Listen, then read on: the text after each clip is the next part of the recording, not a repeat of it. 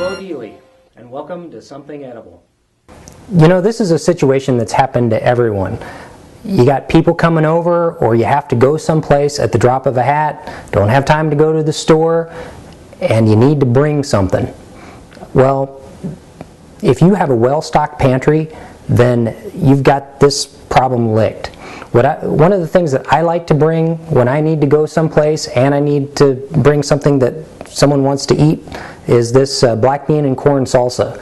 It's really easy to make. It's about opening cans and dumping bags, and like I said, as long as you've got everything bought ahead of time, then this is a breeze. It'll come together in less than 15 minutes, and that includes the time it takes you to ferret around in your cupboard to get everything you need. So let's go over here and look at our ingredients and start making some salsa.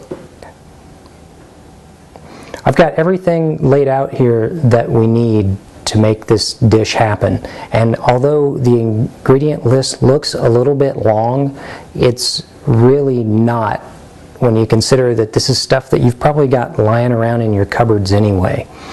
And you know, if you're doing something like making, you know, your own tacos, or you're seasoning other things, there's really not a whole lot of additional stuff that you would have to go out and buy in order to stock your cupboard properly. Well, the key to making a good salsa always starts out with a dressing. I mean, essentially we're talking about some vegetables here that need some sort of flavor vehicle, and so we're making a dressing.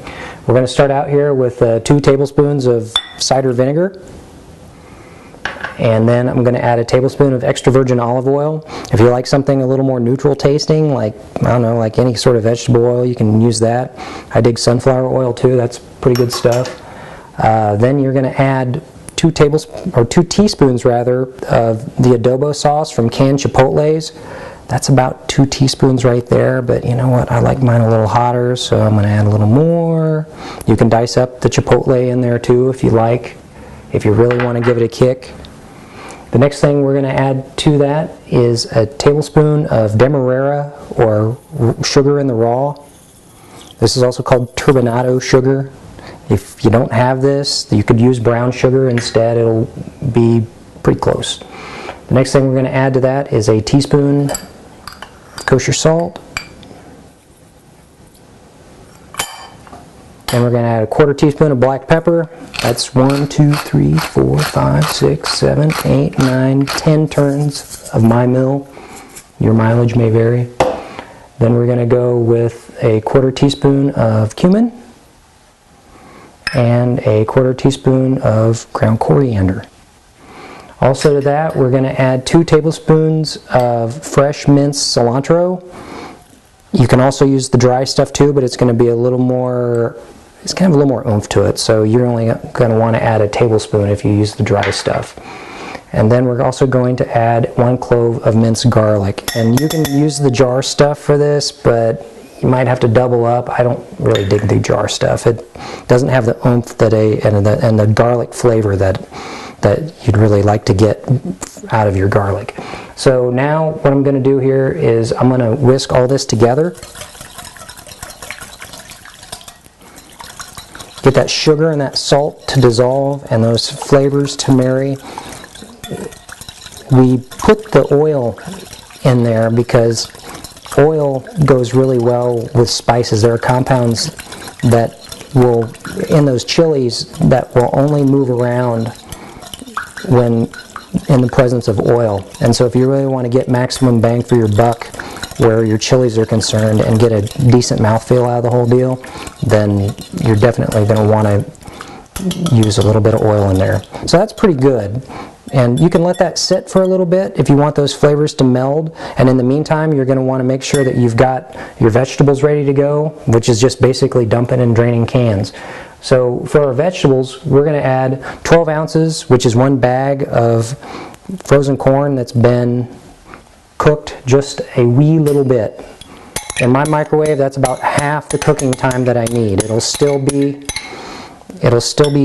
cold, but it won't be frozen. The next thing you're going to add to that is some canned black olives, and about a dozen maybe. You don't need many. I mean, you can get them pre-sliced too. It's totally up to you. Now to that I'm going to add a can of black beans that have been drained and rinsed. If you don't drain and rinse the black beans, things are going to look ugly really quick, so make sure you do that. And then the last thing that I'm going to add to this is a 10-ounce can of diced tomatoes and chilies that you've drained off as well. You can save that liquid that comes with those. It goes really good in a beer. Just save it and dump it into your beer. You'll thank me later. So here we go. I'm just going to toss all that stuff together and make sure that those seasonings get all over the veggies in there. And really, once you're happy with those flavors being mixed thoroughly, you're done. I mean, there's nothing else to this. This is ready to serve. I better go grab a chip so we can test this out. Alright, I got my chip here. We're going to try this out and make sure that it's seasoned the way it needs to be.